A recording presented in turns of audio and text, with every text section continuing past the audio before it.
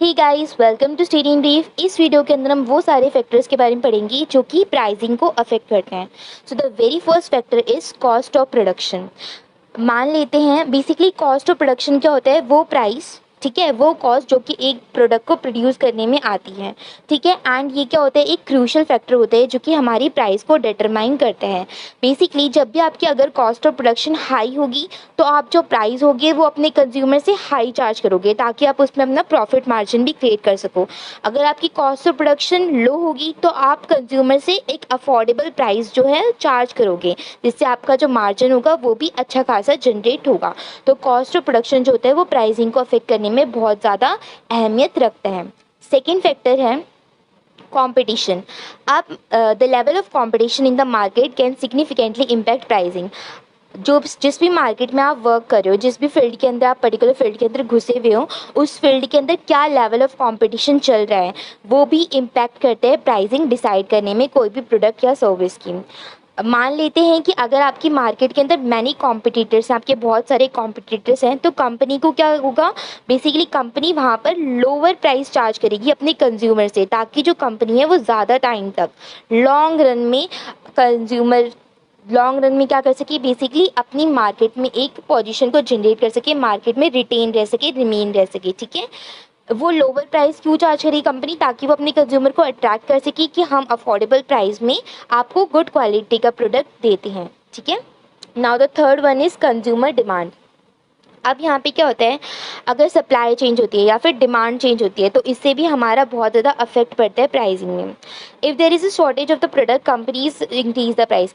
अगर किसी भी प्रोडक्ट की शॉर्टेज हो जाती है, ठीक है, मार्केट में किसी भी प्रोडक्ट की डिमांड ज़्यादा है लेकिन उसकी सप्लाई क्या है, कम हो गई, तो इस केस में जो कंपनीज होती है वो ज़्यादा प्राइस चार्ज कर लेती है कंज्यूमर से। लेकिन अगर इसका उल्टा हो गया, फॉर एग्जाम्पल ओवर सप्लाई होगी, यानी कि डिमांड तो कम है मार्केट में उस प्रोडक्ट की, लेकिन उसकी सप्लाई जो हो रही है वो बहुत ज़्यादा हो रही है, तो हर जगह प्रोडक्ट क्या होगा, अवेलेबल होगा। तो इस केस में कंपनीज को अपना जो प्राइस होता है उसे कम करना पड़ता है, ठीक है, ताकि वो अपनी इन्वेंट्री को, ताकि वो अपने प्रोडक्ट्स को ईजिली मार्केट में सेल कर सकें।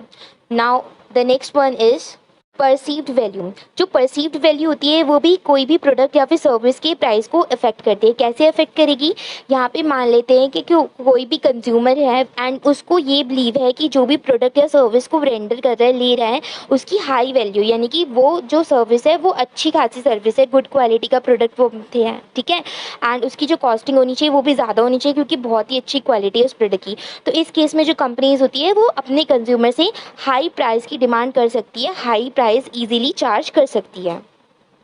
Now the fifth one is brand reputation.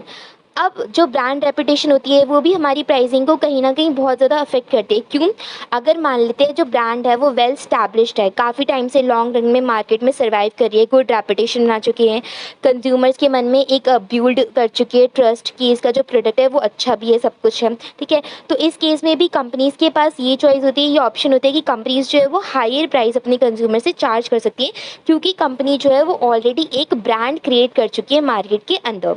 Now the sixth one is state of the economy. जो स्टेट ऑफ द इकोनॉमी है वो भी कहीं ना कहीं प्राइसिंग को अफेक्ट करता है। क्यों, क्योंकि अगर इकोनॉमी जो है वो अच्छा खासा कर रही है, ठीक है, वेल अर्न कर रही है, इकोनॉमी जो वो हमारी वेल है, ठीक है, तो इस केस में जो कंपनीज होती है वो हायर प्राइस भी चार्ज कर सकती है क्योंकि सब लोगों के पास इनफ पैसे अवेलेबल हैं। एंड अगर हमारी इकोनॉमी स्ट्रगलिंग कर रही है, स्ट्रगलिंग पीरियड चल रहा है इकोनॉमी का, ठीक है, अप एंड डाउन जा रही है बार बार, तो इस केस में कंपनीज जो होती हैं वो हायर प्राइस चार्ज नहीं कर सकती। इस केस में कंपनीज लोअर प्राइस ही चार्ज कर सकती है ताकि वो कंपटीशन में रिमेन रह सके in the market. Now the seventh one is supply and demand. अब अगर सप्लाई एंड डिमांड चेंज होती है तो ये भी कहीं ना कहीं हमारी प्राइसिंग को कहीं ज़्यादा इफेक्ट करती है। अगर जो प्रोडक्ट है उसकी मार्केट में शॉर्टेज हो जाती है तो इस केस में जो कंपनीज होती हैं वो अपने प्राइस को इंक्रीज़ कर सकती हैं, ठीक है, क्योंकि प्रोडक्ट की सप्लाई क्या है, कम है, एंड डिमांड उसकी ज़्यादा है। एंड अगर इसका अपोजिट हो जाता है, फॉर एग्जांपल जो डिमांड है वो बहुत कम है एंड जो सप्लाई है वो ओवर सप्लाई हो रही है, यानी कि सप्लाई तो ज़्यादा हो रही है लेकिन डिमांड जो है प्रोडक्ट की या सर्विस की वो कम है, तो इस केस में जो कंपनीज होती हैं उनको अपने प्राइस को कम करना पड़ता है ताकि जो भी प्रोडक्ट वो बना रही है, जो भी इन्वेंट्री वो क्रिएट कर रही हैं, उसको वो ईजिली बेच सके मार्केट के अंदर। Now the eight one is government regulations. अब इसके अंदर हमारी जो गवर्नमेंट रूल्स एंड रेगुलेशंस बनाती है वो भी हमारी प्राइसिंग को कहीं ना कहीं काफ़ी ज़्यादा अफेक्ट करते हैं। इसमें हम एक एग्जांपल लेते हैं कि जो गवर्नमेंट है वो क्या करती है, टैक्स लगा देती है, ठीक है, टैक्स इम्पोज कर देती है किसी भी पर्टिकुलर प्रोडक्ट में। तो यहाँ पे जो कंपनीज हैं उनको क्या करना पड़ेगा, अपना प्राइस को बढ़ाना पड़ेगा। क्यों बढ़ाना पड़ेगा प्राइस को, ताकि जो कंपनीज है वो जो कॉस्ट है टैक्स की उसको भी बियर अप कर सके ईजिली। तो यहाँ पे कहीं ना कहीं गवर्नमेंट का भी बहुत बड़ा रोल होता है प्राइसिंग को डिसाइड करने में। Now the ninth one is marketing and advertising. अब जो मार्केटिंग एंड एडवर्टाइजिंग है ये भी हमारी प्राइसिंग को कहीं ना कहीं बहुत ज़्यादा इफेक्ट करते हैं। क्यों, अगर जो एक कंपनी है वो हैविली मार्केटिंग करी जा रही है एंड एडवर्टाइजिंग करी जा रही है अपने प्रोडक्ट की, तो इससे क्या होगा, मार्केट के अंदर कंज्यूमर्स के अंदर उस कंपनी के रिगार्डिंग, उस प्रोडक्ट के रिगार्डिंग एक कहीं ना कहीं इमेज क्रिएट होगी, ठीक है।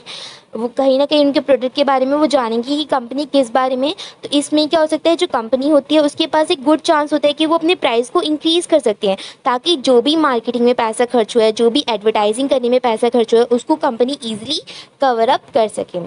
Now the 10th and the last one is product differentiation. Product differentiation का मतलब क्या होता है, बेसिकली प्रोडक्ट को डिफ्रेंशिएट करना, यानी कि अलग कुछ हट के बनाना, कुछ यूनिक बनाना। तो जितनी भी हमारी डिग्री ऑफ डिफ्रेंसिएशन यूज़ होते हैं हमारे प्रोडक्ट के अंदर वो भी हमारे प्राइसिंग को अफेक्ट करते हैं, ठीक है। क्यों, अगर मान लेते हैं कि एक कंपनी का जो प्रोडक्ट है वो यूनिक है, जो भी उसके कॉम्पिटिटर्स हैं, जो भी उसके सब्स्टिट्यूट है, उससे कहीं यूनिक जो वो कंपनी है वो अपने प्रोडक्ट को जनरेट करती है, उसे बनाती है। तो इस केस में कंपनी के पास एक अच्छा खासा ऑप्शन होता है कि वो अपने कंज्यूमर से हायर प्राइस की डिमांड कर सकती है, हायर प्राइस ईजिली चार्ज कर सकती है। तो ये थे हमारे 10 फैक्टर्स जो कि प्राइसिंग को अफेक्ट करते हैं।